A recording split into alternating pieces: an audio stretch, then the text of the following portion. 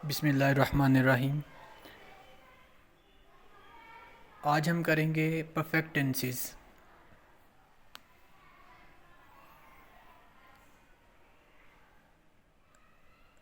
Welcome to the channel.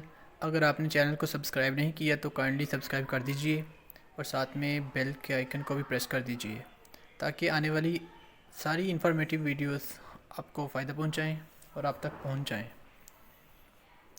तो पहले वाला कॉलम एज़ यूजुअल प्रेजेंट का होगा, प्रेजेंट परफेक्ट टेंस का। दूसरे वाला होगा पास्ट का और लास्ट वाला कॉलम होगा फ्यूचर का, फ्यूचर परफेक्ट टेंस का।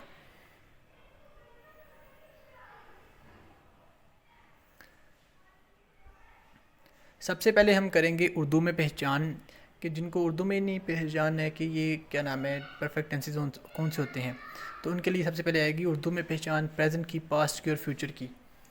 लाइक उनके सामने कोई जुमला आ जाता है, उन्हें पता ही नहीं कि ये परफेक्ट में कन्वर्ट करेंगे या ये परफेक्ट टेंस है, तो उनके लिए ये उर्दू की पहचान लिखना लाजमी है।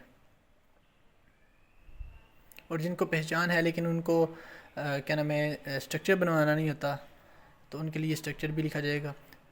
प्रेजेंट परफेक्ट टेंस की उर्दू में पहचान है चुका है, कोई भी काम चुका है या चुकी है, कर चुकी है या कर चुके हैं। उसी तरह से काम कर लिया है या कुछ खा ली है, उसी तरह से लिए हैं वगैरह आ जाएंगे। जुमले के आखिर में ये अल्फाज लिखे हों तो उसका मतलब है ये प्रेजेंट परफेक्ट टेंस है। और अगर फ़िक्रे के आखिर में, जुमले के आखिर में चुका था, चुकी थी, चुके थे वगैरह आ जाएं, या उसी तरह से लिया था, ली थी, लिए थे वगैरह आ जाएं, तो वो पास्ट परफेक्ट टेंस होगा।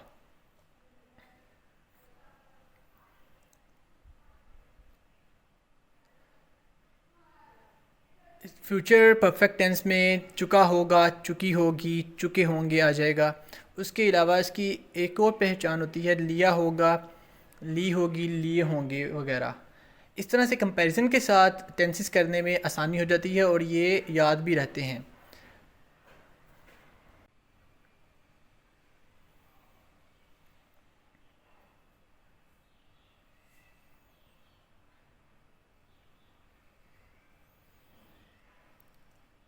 अब इसके बाद इसका स्ट्रक्चर लिखेंगे। स्ट्रक्चर में सबसे पहले आ जाएगा सिंपल। तीनों में सबसे पहले सिंपल लिखेंगे।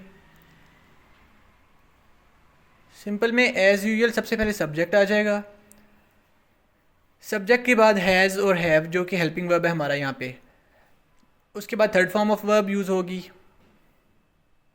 और उसके बाद लास्ट पे आ जाएगा ऑब्जेक्ट। सिंगुलर के साथ हैज़ आएगा और प्लूरल के साथ हैव आएगा।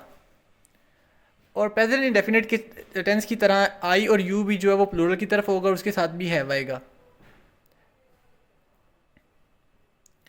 पास्ट परफेक्ट टेंस में सबसे पहले सब्जेक्ट आ गया, उसके बाद हेड आएगा, उसके बाद थर्ड फॉर्म ऑफ वर्ब आ जाएगी और उसके बाद लास्ट में आ जाएगा ऑब्जेक्ट। फ्यूचर परफेक्ट टेंस में सब्जेक्ट सबसे पहले आ जाएगा, उसके बाद विल हैव आ जाएगा और साथ में या फिर नीचे आ जाएगा शेल हैव। सब्जेक्ट के मुताबिक लगाएंगे विल या शेल। उसके बाद थर्ड फॉर्म ऑफ वर्ब आ जाएगी और उसके बाद आ गया ऑब्जेक्ट। अब सिंपल के बाद बारी है नेगेटिव की। तो सबसे पहले हम बताते चलें कि आई और वी के साथ शेल हैव आएगा और इसके अलावा कोई भी सब्जेक्ट आ गया आपके पास तो उसके साथ विल हैव आएगा। ये हेल्पिंग वर्ब चेंज भी हो सकते हैं, आई के साथ विल हैव भी आ सकता है, लेकिन अगर जुमले में किसी काम को ज़रूर किया जाए हो तो फिर ये हेल्पिंग वर्ब चेंज हो जाएंगे। उसके बाद आ गया नेगेटिव। नेगेटिव में तीनों में नेगेटिव लिखेंगे। सबसे पहले नेगेटिव में सबसे पहले आ जाएगा सब्जेक्ट। सब्जेक्ट के बाद आ गया आपके पास हेल्पिंग वर्ब जो भी है सब्जेक्ट के अकॉर्डिंग।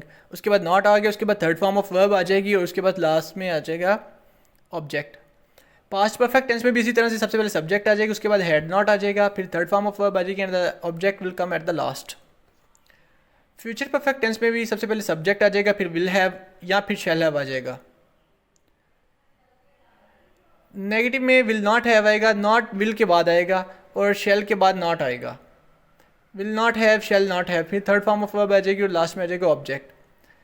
ऐसे नहीं हो सकता will have not, shall have not, will not have, shall not have, जिस तरह से फ्यूचर कंटिन्यूस टेंस में होता है will not be, shall not be, उसी तरह से। इंटेरोगेटिव में तीनों में इंटेरोगेटिव लिखेंगे सबसे पहले। और इंटेरोगेटिव में सबसे पहले हैज़ और हैव आ जाएगा अकॉर्डिंग टू द सब्जेक्ट, फिर सब्जेक्ट आ जाएगा, सब्जेक्ट के बाद थर्ड फॉर्म ऑफ वर्ब आ जाएगी और उसके बाद लास्ट में आ जाएगा आपके पास ऑब्जेक्ट। पास्ट परफेक्ट टेंस में हैड आएगा सबसे पहले, उसके बाद सब्जेक्ट आएगा, उसके बाद थर्ड फॉर्म ऑफ वर्ब आएगी और उसके बाद ऑब्जेक्ट आएगा। चैनल को सब्सक्राइब कर दीजिएगा ताकि आने वाले टेंसेस भी आपके पास फ़ौरन पहुंच जाएं और आप उससे भी इस्तेफादा हासिल कर सकें। फ्यूचर परफेक्ट टेंस में इंटेरोगेटिव में सबसे पहले विल शेल शुरू में आ जाएगा, हैव शेल हैव बाई नहीं आएगा, विल शेल के साथ हैव बाई नहीं आएगा, हैव अपनी जगह पे रहेगा जिस तरह बी रहता है फ्यूचर कंटिन्यूस टेंस में। विल शेल सबसे पहले आ गया, उसके बाद सब्जेक्ट आ गया, फिर हैव आ गया, फिर थर्ड फॉर्म ऑफ वर्ब आ गई और उसके बाद आ गया ऑब्जेक्ट। डबल इंटेरोगेटिव टेंसेस में क्या करेंगे, सबसे पहले आ गया WH family words. WH family words कौन से होते हैं? WH फैमिली वर्ड्स में आता है सबसे पहले वाई, वेयर, व्हेन, व्हाट वगैरह, उसके बाद आता है HOW हाउ, फिर आ गया हु। लेकिन हु जो है वो एज अ सब्जेक्ट लिखा जाता है, इसलिए उसे लास्ट में लिखेंगे क्योंकि हु के साथ हम हेल्पिंग वर्ब यूज़ नहीं करते। जो उसमें होता है हु एज अ सब्जेक्ट खुद ही होता है, इसलिए इसके साथ उसके बाद सब्जेक्ट नहीं होता, तो हु के बाद हेल्पिंग वर्ब डायरेक्ट आ जाता है, हु हैव या हु हैज़, जो भी हो अकॉर्डिंग टू द सब्जेक्ट। तो ये WH फैमिली वर्ड्स हैं और लास्ट पे हु है, हु का स्ट्रक्चर अलग से होता है। WH फैमिली वर्ड्स के बाद हेल्पिंग वर्ब आ गया हैज़ है, उसके बाद सब्जेक्ट आ गया, इसमें थर्ड फॉर्म आ गई और उसके बाद आ गया object. Third form of verb perfect tenses में, उसके अलावा पैसिव वॉइस में यूज़ होते हैं, इसके अलावा थर्ड फॉर्म ऑफ वर्ब का कहीं पे भी यूज़ नहीं होगा।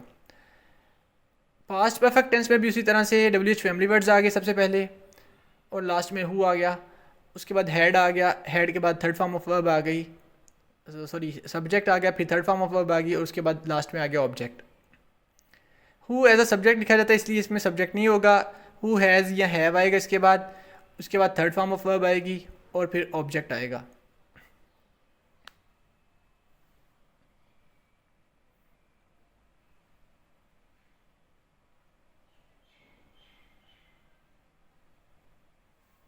अगर आपको ये वीडियो अच्छी लगे तो आप ये किसी के साथ, किसी दोस्त के साथ भी शेयर कर सकते हैं। इसी तरह से इसमें हु, उसके बाद हेड आ गया, उसके बाद थर्ड फॉर्म ऑफ वर्ब आ गई और उसके बाद लास्ट में आ गया ऑब्जेक्ट। और उसके बाद फ्यूचर में भी WH फैमिली वर्ड्स, उसके बाद विल हैव, शैल हैव और third form of verb then object. WH family words will have,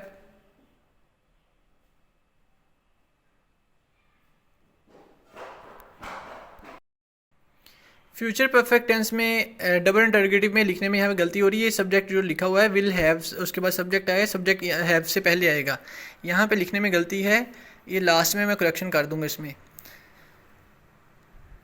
double interrogative sentence में WH फैमिली वर्ड्स, उसके बाद विल शैल आएगा, उसके बाद सब्जेक्ट आएगा और फिर हैव आएगा, जिस तरह के फ्यूचर कंटिन्यूअस टेंस में आता है।